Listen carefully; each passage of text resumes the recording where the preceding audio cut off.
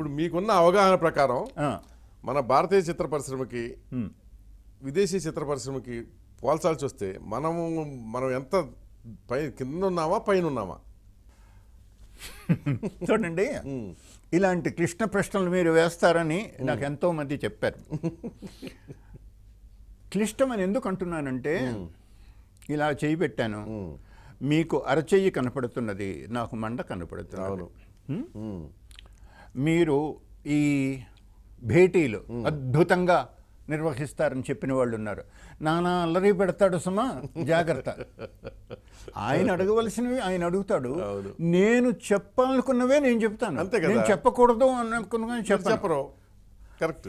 ఆ జాగ్రత్తలో అందరూ ఉండాలి, ఎవరైనా సరే, స్త్రీ పురుష ఏదైనా. నేను కాదు, మీరు ప్రతి ఒక్కరూ వాళ్ళు పుట్టిన కులం పేరు చెప్తే తప్పు, నేను కులం పేరు కూడా చెప్తాను. పుట్టిన కులం, పెరిగిన వాతావరణం, చదివిన చోటు, అవగాహన కలిగేది 5 ఏళ్ల నుంచి 18 ఏళ్ల వరకు. మీలో అంతర్గతంగా ఏర్పడిన కొలమానాలు అప్పుడే ఏర్పడతాయి. కరెక్ట్.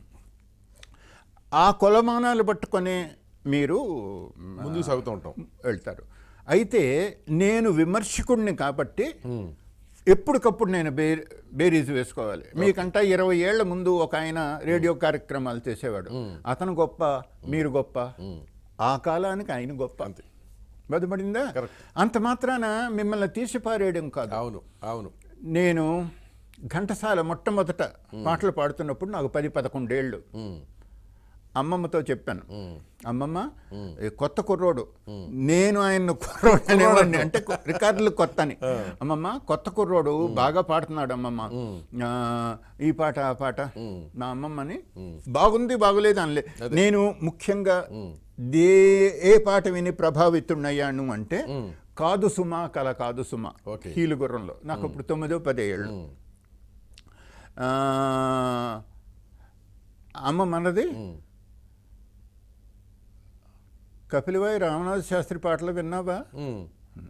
అదేంటమ్మమ్మ 10 రికార్డులు నా దగ్గర ఉన్నాయి కదా, ఆ 20 పాటలు నాకు తెలుసు, అందులో 5 పాటలు నాకు కంఠపాఠం. అతనికంటే బాగా పాడాడా? అమ్మమ్మ అతనిలాగా పాడలేదు. నేను ఇప్పటికీ కపిలవాయి రామనాథ శాస్త్రి పాడిన పాటల్లో 5 పల్లవులు పాడగలను, ఆయనలాగా పాడలేను చెప్తున్నా.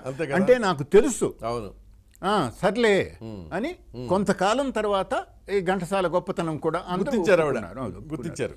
అలాగే ఎస్వి రంగారావు అమ్మమ్మ ఎంత బాగా చేస్తున్నాడు, ఏం వేషాలు వేసాడు, ఏదో విలన్ వేషాలు. అమ్మ నువ్వేమూరు గగ్గయ్యని చూసావా?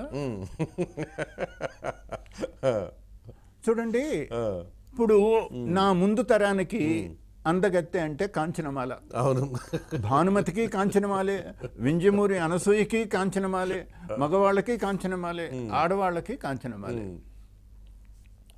ఆవిడ కళ్ళు, ఆవిడ రూపము, ఆవిడ ముఖం చూస్తుంటే మనలో కలిగే ఒక సదుద్దేశం. సరే, నాకు కాదు,